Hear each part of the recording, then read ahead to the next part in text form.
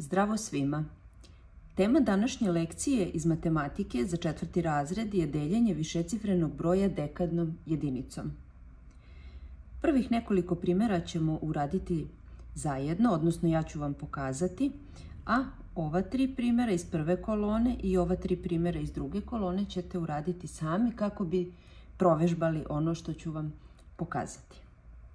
Kada delimo dekadnom jedinicom, uvek treba da obratimo pažnju na to koliko imamo nula u deljeniku i deliocu.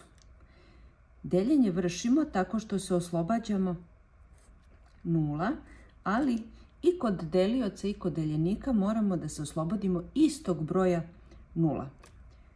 Dakle, jedna nula, druga nula, pošto ih više nema, onda delimo brojeve koji su ostali. 560 podeljeno sa 1 je 560. Drugi primjer. Oslobađamo se jedne nule, druge, treće. Ostaje nam broj 320 podeljeno sa 1, to je 320. I treći primjer u prvoj koloni. Oslobađamo se jedne nule, 986 podeljeno sa 1 je 986. Hajde da uradimo još jedan primjer. Oslobađamo se jedne nule.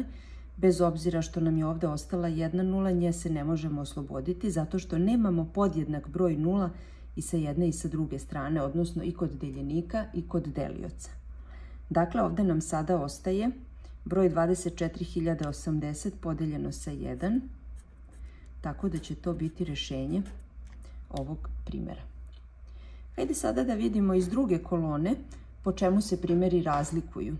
Kao što vidimo i ovdje imamo neke dekadne jedinice, odnosno možemo da se oslobodimo nula, ali ovdje nije broj 1, što znači kada budemo delili ne možemo tek tako da prepišemo broj koji nam preostane, nego moramo deliti.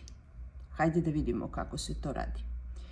Oslobađamo se nula, 1, 2, 3.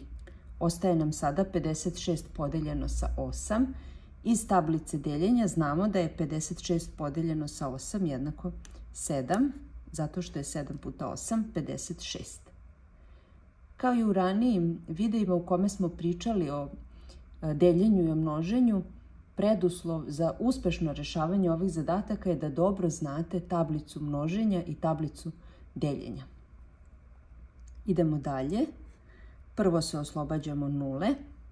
Sad ovaj primjer je malo drugačiji u odnosu na prethodni. Treba da uočimo prvo tablično deljenje. Ovdje imamo 32 i imamo 4.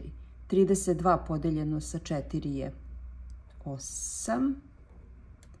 Ali ove nule koje su nam preostale moramo prepisati, tako da će rješenje biti 8000.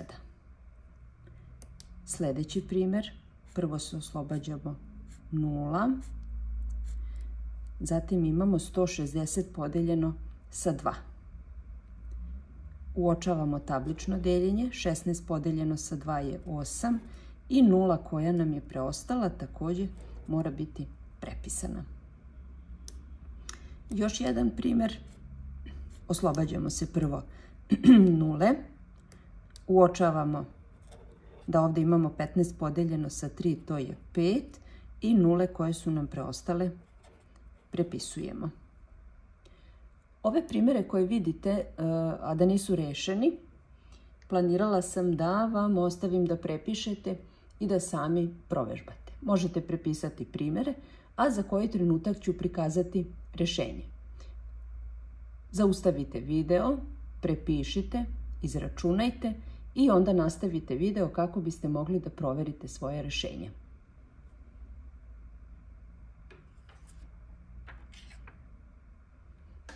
Evo i rješenja.